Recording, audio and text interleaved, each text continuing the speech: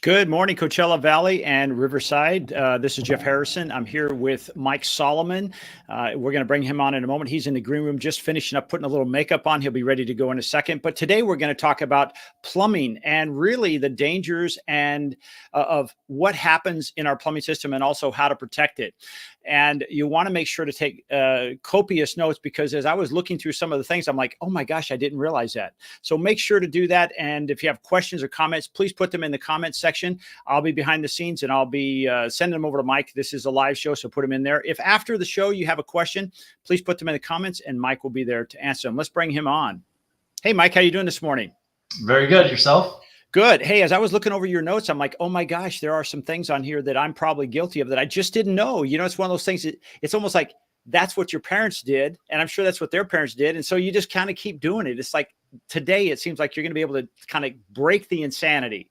Yep. So the plumbing system that we're going to talk about today, I mean, if you don't protect it, it could cause some major damage in your home. So. Well, I'm going to turn it over to you. I know you got a lot to talk about. Again, remind you, if you have questions or comments, please put them in the comments section. Mike, have a great show. All right. So good morning.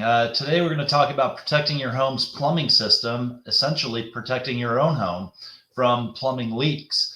So there's a couple of things that you can do to take care of your plumbing system to make sure that your home is protected, saves you money from repairs and fixing damages, along with the headache that comes with a plumbing leak. So one of the easiest ones that we can do is installing some shutoff valves. Shutoff valves are valves that go along at various areas in your home where you can shut the water off just to that location. So typically you'll have a main shutoff to your house. There's also a shutoff under each sink where it goes to the faucets. Those are your angle stops. Same thing for your toilets, your water heaters, all these areas where if you have a problem with that specific fixture, you want to be able to shut the water off without shutting your whole home down. Making sure those shutoff valves are in good condition and that they are there is really important. Without those shutoff valves, if there's a problem, you're going to end up shutting your whole home's water down until that problem gets fixed a lot of times. So keeping those in good shape, making sure that they are replaced as the normal wear and tear occurs on these things is a good idea. Another item that actually goes right where the main water enters your home is a pressure regulating valve. So a pressure regulating valve, also known as a PRV, is probably one of the most important things you could put on your home.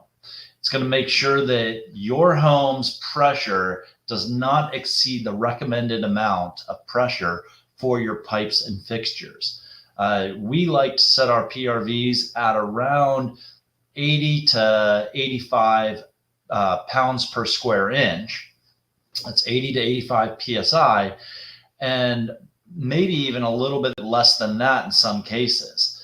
If you do like high pressure, you can, for your showers, you can get higher pressure nozzles for your shower, which will increase the shower at the point of use instead of putting all that pressure onto your pipes.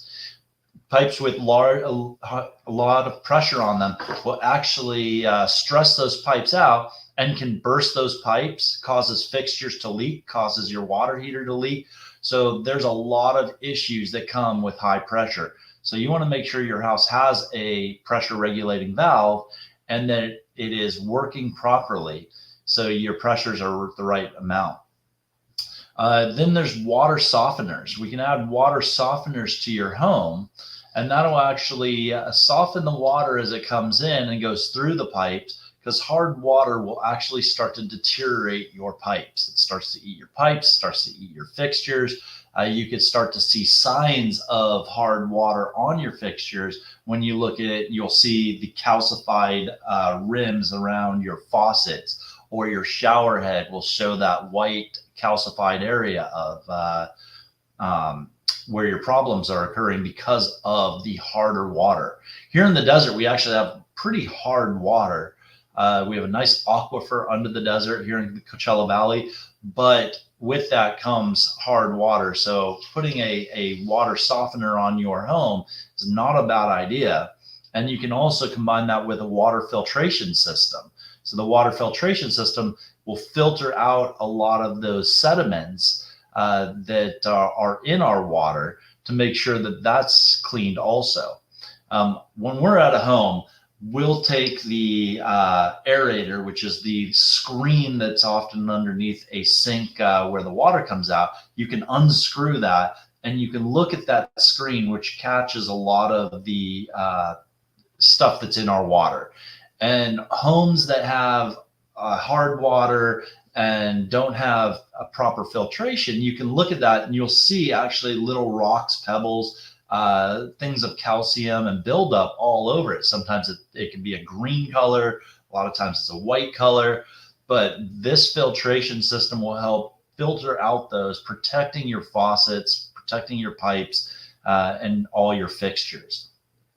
In your water heater, so your water heater is probably one of your more expensive appliances for the plumbing side and expensive appliances for your home. If you're not protecting that, it can become a problem. So the tank water heaters actually have something called an anode rod. The anode rod is what we call a sacrificial rod. It actually goes right down the middle of your tank, and it attracts all of the calciums, all of the debris in your hot water. So it actually protects your tanks, because the calcium and all the other items in that water will actually attach to the sides of your tank. They'll settle at the bottom of your tank, and they start to corrode the metal tank in there, which causes leaks and premature failure of your water heater. So that anode rod that goes down the middle of your tank actually attracts all that stuff, protecting your water tank, your hot water tank, from premature failure.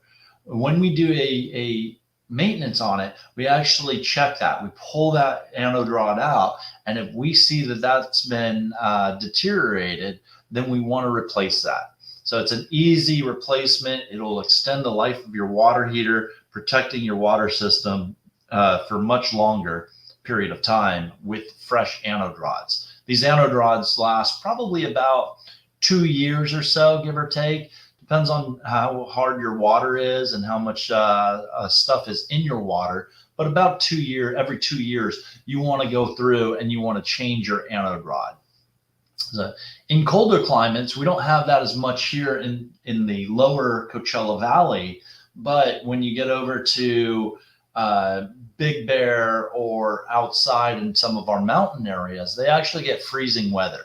Freezing weather will burst pipes and pipe insulation. If you insulate your pipes, it'll actually protect those pipes from freezing over. Once it starts to freeze, the ice inside that pipe actually expands that pipe, causing it to explode and burst. So when it melts, now you got a pretty big problem where you got to replace sections of your pipes in your homes, and that can become very costly. So if you're in or have a home in colder weather, check your pipe insulation and make sure that it's insulated nice and it's not deteriorating, because that will deteriorate over time. So you want to replace that and make sure it's good before we get cold weather in the winter times. Chemical drain cleaners. A lot of times we get a clog, we'll go to the store, buy those Drainos and other chemicals, thinking that's going to clear our clog. It's really good chemicals. It eats away at that clog, but it doesn't just stop there. It eats away at your pipes. So try to avoid those chemical cleaners. If you want to put anything in your sink, you can actually run some really hot water into your sink. If you have a clog, put some hot water in there, put some baking soda and some vinegar. It's going to bubble up. It'll start to push that clog down.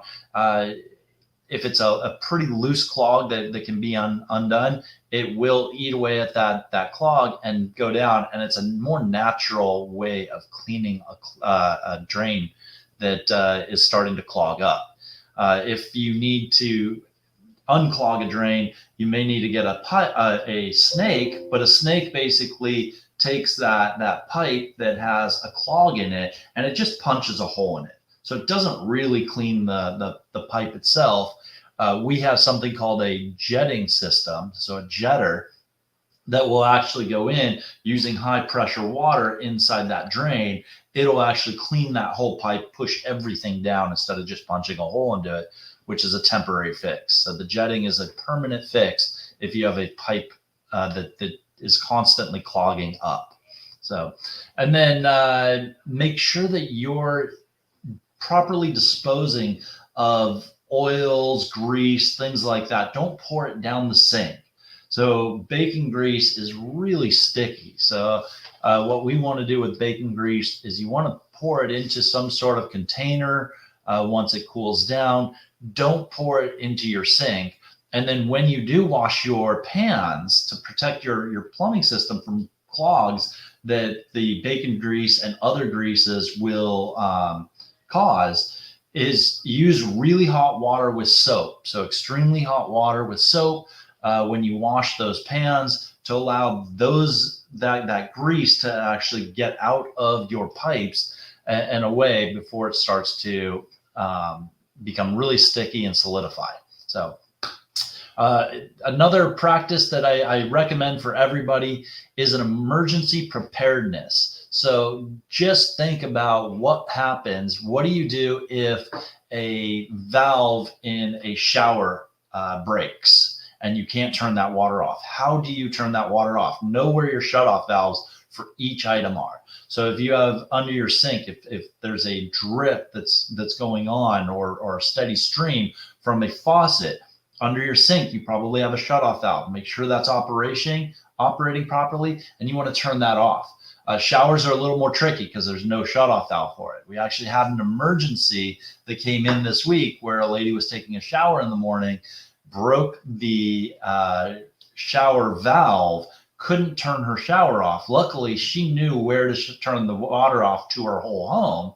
So she went outside, turned the water off to her whole home, and called us. We were able to get out same day, replace that shower valve, had her up and running, but she knew what to do. So make sure that everybody in your home knows what to do if there's an emergency, because wasting all that water or flooding your home can be very costly. So if the kids are home, make sure that, hey, if a pipe breaks or you can't turn the water off, look where your nearest valve is, under the sink, near the toilet, or is it outside where you have to turn it off? And be ready to call a plumber to come take care of it. So regular maintenance is my last and final item that I want to talk about. Doing a regular plumbing maintenance is really important. Having a professional go out there, check your items once a year, take care of your water heater once a year by draining it and making sure it's working properly, checking the anode rods, and just making sure that everything in your house, from your shutoff valves under your sink to your pressure regulating valve outside, you want to make sure all of these things are working properly every year. So once a year, you want to get that done. We offer that in our maintenance contract. So our maintenance contract is $14.95 a month for a monthly plan. You can buy an annual maintenance plan, which is $185 for the annual plan. And it includes 2 air conditioning services. That's one in the spring and one in the fall, and 1 water heater plumbing maintenance with hot water heater drain service. So you want to make sure that you take advantage of this professional maintenance to come out, take care of your home, do the proper inspection, and then answer any questions you have, and make sure that you are prepared if there is an emergency and you have somebody's number who can come out quickly, take care of it, and help you out. So that's the way to help your home stay healthy, safe, and extend the life of all your appliances and fixtures.